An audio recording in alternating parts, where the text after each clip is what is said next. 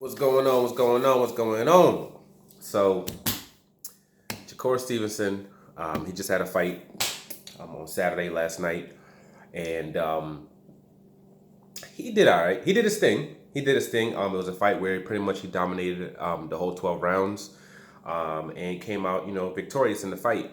Um, he tried to push the issue a little bit in the fight, but the dude that he was facing straight right hand was getting a little bit too close, and he understood the power that man had, and because of that, he just said, "Hey, I'm up on the cards. I'm winning.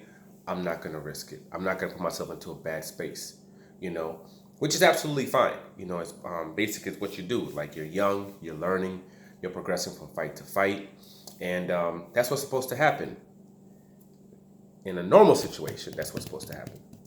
In a normal situation, you're supposed to sit there and say, that was a great performance.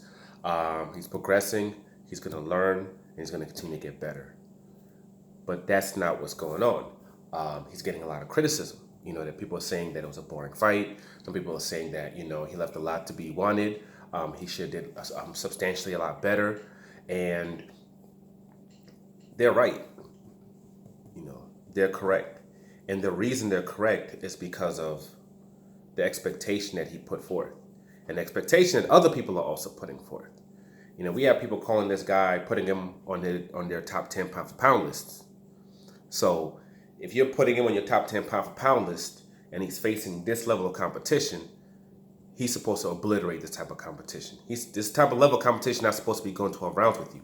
And I know a lot of people trying to compare him to Floyd Mayweather, and it's like, saying, oh, well, Floyd's not getting people out. Floyd Mayweather wasn't getting people out later on in his career when he was facing guys 15 to 20 pounds bigger than him. Floyd Mayweather at 147 pounds he's 2 pounds. He's at 147 pounds 2 months before the fight, while other guys are cutting down and then hydrating back up. When he's fighting at 154 pounds, at the most he's weighing it at 150 pounds. That's with him eating, that's with him drinking, liquids, everything in the morning, not even worrying about it, and then still weighing in. When he's, at the press conference, you'll see Floyd at the press conference, before the weigh-ins, while other people are sitting there all, what I'm saying, just trying to keep, just trying to focus until they make weight. Floyd will have fluids in his hands.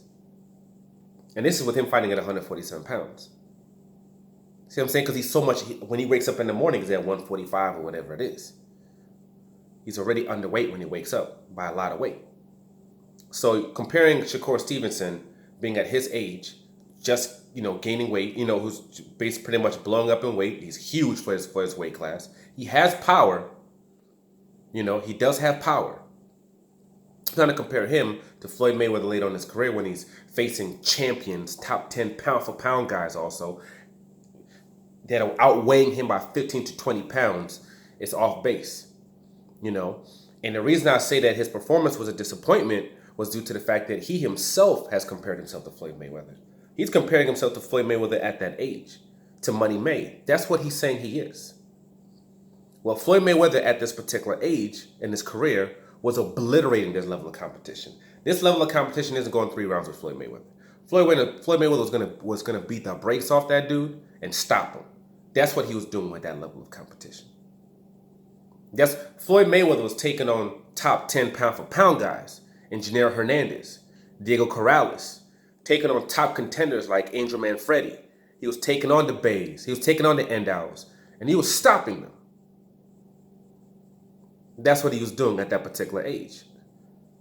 So what I always like to say is, when it comes to these young guys, I don't try to put these great expectations on them. I just sit there, I watch them grow, I enjoy them as fighters, and I give them their flowers as they earn them and as they go. A lot of people gave Lubin his flowers way before he earned them. He got stopped. People are putting Chocolatito. I used to love watching Chocolatito. Coming over there, like a little bobblehead doll, boom, boom, boom. He's over there throwing punches, boom, boom, boom. Face all swollen up, eyes all closed up. Fun fights. It was cool to watch him fight. I loved watching him fight. Until they started saying that he was top 10 pound for pound. They're saying he was the number 1 pound for pound, the best fighter in the world. Because then the way I saw him, the way I critiqued him changed.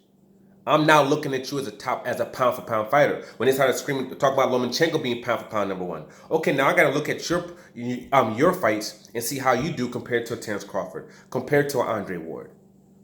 And you're doing all right against the level of competition that you're fighting against, but you're not facing anywhere near the level of competition that these dudes are fighting. Well, at the time, Andre Ward was fighting, and the performances weren't looking anywhere near Andre Ward's level type of performance. So for them to say that you're pound for pound number one, you know what I mean? It just wasn't cutting it when you're getting dropped by Linares, when you're having issues with Pedraza, when we've seen what Tank did to Pedraza. Because now I have to look at you in a different lens. So if Shakur Stevenson's going to compare himself to Floyd Mayweather Jr., then we got to look at him in that lens. And people are saying, well, this the new thing that I always say is like when they face his lower tier competition and they beat them and they wash him, they're like, well, he washed him.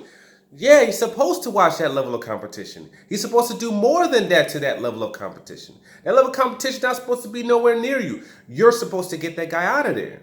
Whether you're a puncher or not, and he's a puncher. Shakur Stevenson can punch. He got hands. He has power. He's a big dude, and he has power in his hands. But what he doesn't know how to do is he doesn't know how to slip punches, take it to a guy, stay safe, and take that guy out at the same time. The thing that Gervonta Tank Davis can do. Gervonta Tank Davis has layers to his game. He can box you like he did in the Santa Cruz fight in some of the rounds, or like he did through the whole Pedraza fight. But at the same time, he also can slip, come at you, put punches together, like really physically hurt you to the body, up top to the body, up top to the body, break you down, and then stop you later, like he did Santa Cruz, like he did against against Gamboa. Gamboa came in shape. He had that high guard. He was doing, he was trying to set himself up into a way where he could last at, that 12 rounds. But Tank was able to break that man down, get through that. He knows how to do that. The ring generalship. That's why also when they have this thing where they say, oh, Shakur has more ring intelligence than everybody else. No, he doesn't. No, he doesn't. He's learning. He's getting better, but no, he doesn't. Stop comparing these kids. Stop comparing them to the great sets number one, and stop trying to put them into the levels of guys who face substantially higher levels of competition like that, based on what they're doing against super low tier competition. You can't do that. As they grow, as they progress, as the level of talent increases, then you can see, because people always say, oh, well, styles make fights. A guy might look like he has a certain style until he steps up to the high level of competition, and all of a sudden he can't do those same things. Then things change. Lomachenko's always doing that pop, pop, pop, switching pop, pop, pop, switching pop, pop, pop, switching pop, pop, pop. But when he fought against Gary Russell, that was nowhere to be seen. When he fought against Teofimo Lopez, that was nowhere to be seen. When he lost his first match, got the dude's name right now for whatever reason, that was nowhere to be seen because you couldn't do it against that high level competition. So you have to wait and see once that level of competition, goes up. Then you can kind of look at it and analyze it if they're still capable of doing that same stuff. Floyd Mayweather was still capable of doing those same things when the level of competition went up. Nothing changed. He was still breaking dudes down and he was still stopping them, especially back then. He still was doing that. So you were able to now take a style and, maybe put it against, what would happen against a Shea Mosley? What might happen against an Oscar De La Hoya? What might happen against a Zab Judah? Because you've seen him against Janiro Hernandez. So because you've seen him against Diego Corrales. You've seen him against Castillo. You've seen him against high-level competition, and you saw that he could still do the same things.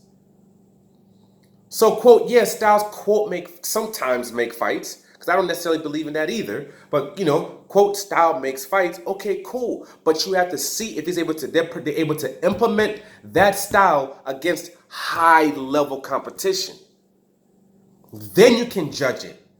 To judge that style versus other people. You can't do it when they're fighting this lower tier level competition. But in general, I think he had a good fight. And I don't blame him for not trying to push forward in that situation, because it's like now I don't know what to do in this situation. I'm not sure I can push it forward, keep myself safe and take this guy out. So I'm gonna do what I'm doing. Okay, there's a layer to his game that's not there.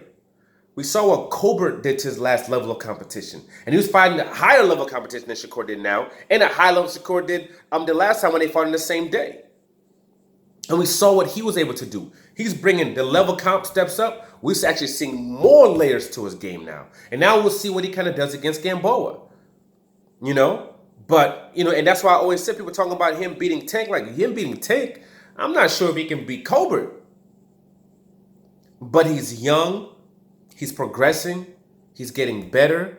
And I love watching him fight. And I'll say it before, then I'll say it again. I think he's one of the most talented fighters. And I think he has one of the most, he could have the brightest future out of everybody besides Tank. 'Cause I think Tank is on top, period, when it comes to these guys. I think it's heads and leaps and bounds above everybody else when it comes to talent. And I understand people are like, oh, there's time will tell. Time will tell. But I believe he's leaps and bounds above everybody else. I think he's the most talented, and as talented he is, he still has the most even room to grow. But right now, he's on a higher level than everybody else, in my opinion. I understand other people have their opinions, in my opinion.